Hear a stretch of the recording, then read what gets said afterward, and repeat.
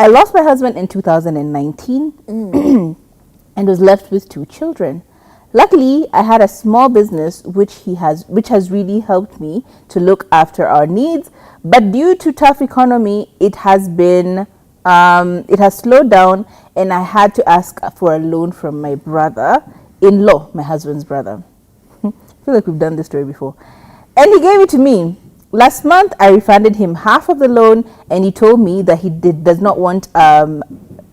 told me not to refund anything, that he has given it to me, and he also went ahead and gave me 10,000 shillings more, and I appreciated that kind gesture. Last weekend, he called me to meet him in town, and I went because I didn't know what he wanted. We went for an evening coffee, and he offered to drop me off at home and wanted to enter a quick mart where he bought me some stuff, some shopping. But what shocked me is that when he asked me if I could have a relationship with him, mind you, he's married in brackets, because his brother's kids are like his kids and he wanted to bring them up. I told him I didn't think it's right because, well, you know. But he's been pushing since then, and he's been pushing me every day about it. What do I do? Well,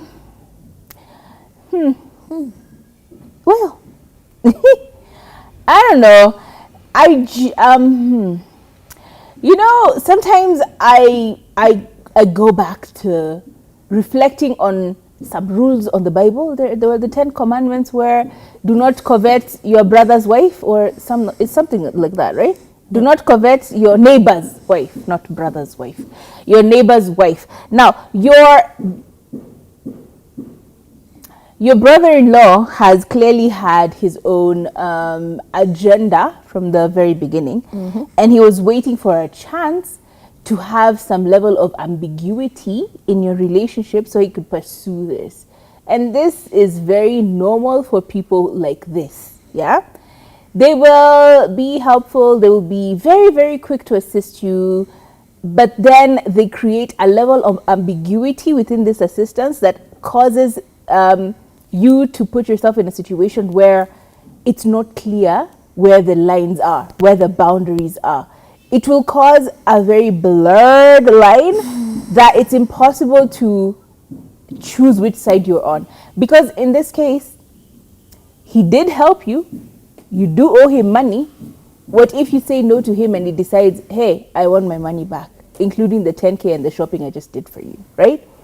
What if you say no and he decides to go and tell the rest of his family, right, that you've been pursuing him? Because people like this do exist. They turn the story around on you. And because he is the child of the family, they will believe him over you all day.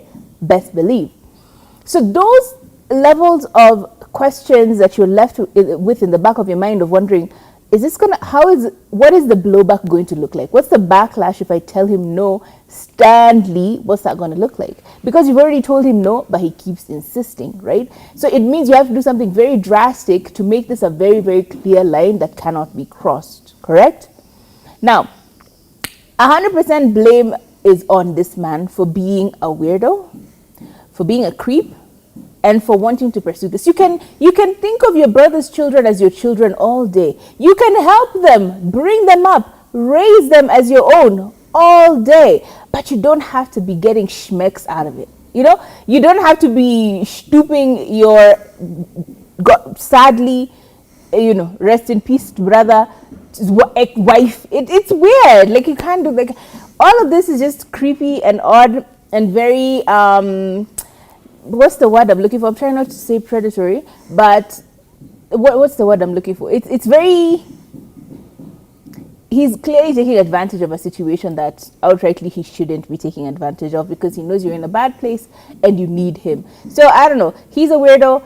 Personally, I'd try and cut him off all the way through. Like, just cut him off completely regardless of consequence and try and figure out what to do, because clearly the money did help you and hopefully it continues to help you.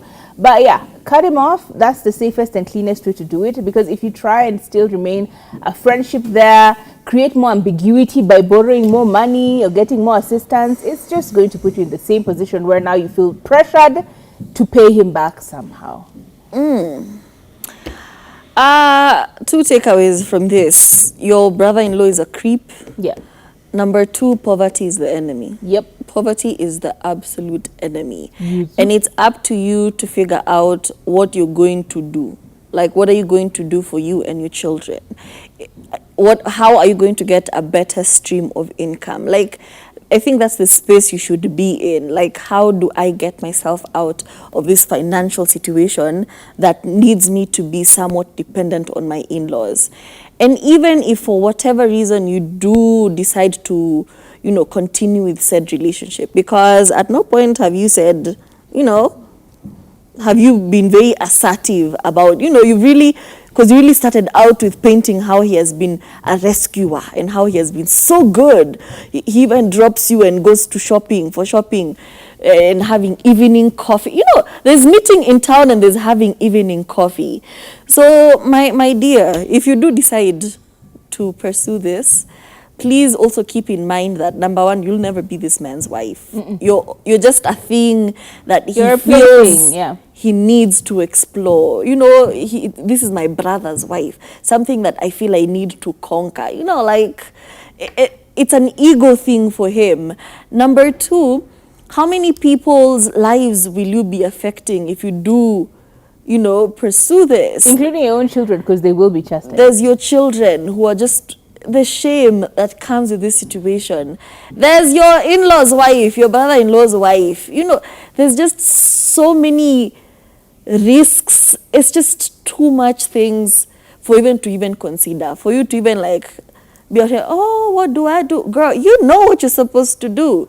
But the fact that you're even asking